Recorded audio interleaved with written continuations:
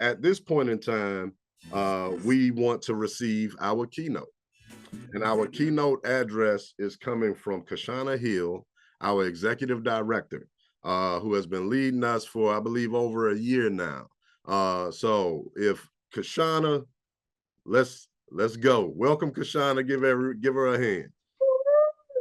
Good morning, good afternoon, everyone. And thank you so much for being here. It is absolutely an honor and a pleasure to serve as the executive director of the Redress Movement. I'm joining you all from New Orleans, Louisiana. And again, I am so honored that you all have decided to spend time on a Saturday morning with us today. I want to talk to you a little bit about the work of the Redress Movement. And I'll start with our mission first, right? Before we move into our breakout sessions and get more in-depth conversations going about how we can continue to work together. The Redress Movement is a relatively new organization, as you all know, and we were formed to partner directly with communities across the U.S. to take action to redress racial segregation.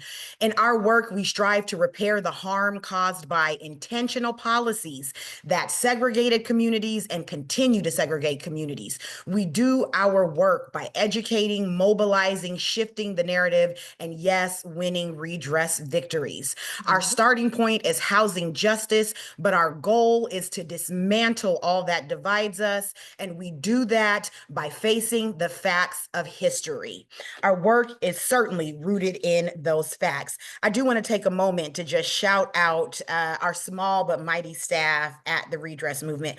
Of course, most of you know the redress organizers in your communities, and you have certainly met Redress's organizing director, John Comer, but this is such an exciting opportunity for all of you to interact and connect with Redress team members that you maybe haven't had a chance to get to know yet. And whether you've had a chance to meet us or not, please know that there is no community whose redress activities are unsupported by Redress's staff, whether it's through producing and sharing resources, providing research or legal analysis to help inform a campaign, or sustaining the tech infrastructure that allows us to convene calls like this. We are here to support and amplify your work, and we are honored to work in partnership with you. We're here because, like you, we believe in this work, and we know that this country's history of racist and discriminatory housing policy must be addressed and remediated if the United States is ever live up to its promise as a free and just nation. So on behalf of the board and staff of the Redress Movement, I welcome you again and thank you so much for your commitment to the fight for housing justice.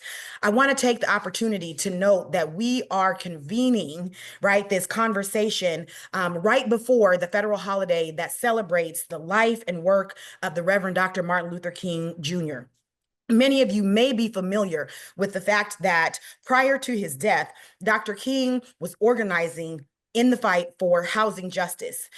A few years prior to his assassination in 1968, he worked in conjunction with community members in Chicago around the fight for what they called then open housing laws. Dr. King certainly understood that continued disinvestment in Black communities would continue to perpetuate not only segregation, but also subjugation and marginalization of African American folks. At the center of his justice work was the fight for equitable access to communities and neighborhoods across the country. As we transition to a new presidential administration, it is important to hold on to the work and the vision, and yes, the dream of Dr. Martin Luther King. In the coming weeks, months, and years, we know that we can expect open hostility to the idea of housing justice. We can expect open hostility to tenants' rights. And for undocumented folks that are living in federally assisted housing, we know that we can expect that their ability to continue to access those housing opportunities will be threatened. We can certainly expect attacks on fair housing and on the very idea of equitable access to housing justice.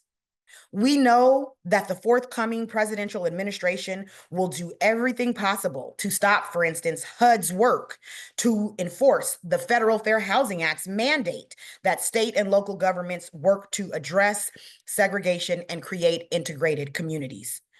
Over the next 4 years, we will see time and time and time again an administration that plays to the fear of the people and institutions that benefit from unjust systems. However, we know that fear will never, ever defeat love, justice, and what is right. We will continue to be prepared to fight. We will continue to push for race-specific remedies and programs that address the harms of residential segregation. We will continue to confront the facts of history and share a true narrative that is justice-focused. And we will also continue to celebrate each other during these difficult times, and we for sure will celebrate the victories that we will win. We thank you again for all the work that you are doing in your communities. For those of you who may not be living right now in a community where the redress movement is present and organizing, please continue to engage with us in any way that works for you. Please make sure that you are signed up for our email list if you haven't already.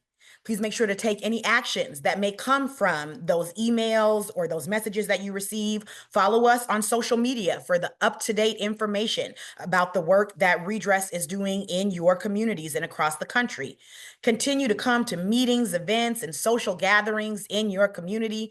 Please don't underestimate the importance of attending those social and celebratory gatherings that are in your communities. Please take advantage of our national offerings. If you haven't already joined one of the Redress Movement's national orientation calls, please make sure to do so and continue to join and participate in our Lessons from the Field webinars, where we bring together practitioners to discuss the ways in which housing segregation continues to contribute to disparate outcomes and inequities across all aspects of life. If you have not already connected with the organizer working in your community, they are looking forward to meeting with you, or you can connect with Redress's digital organizer, Grace Goober, to schedule a meeting and learn more about the work that Redress is doing across the country. Lastly, we are always happy to accept and will appreciate your donations, and we'll make sure to share a link so that everyone knows how they may contribute to the work that we are doing.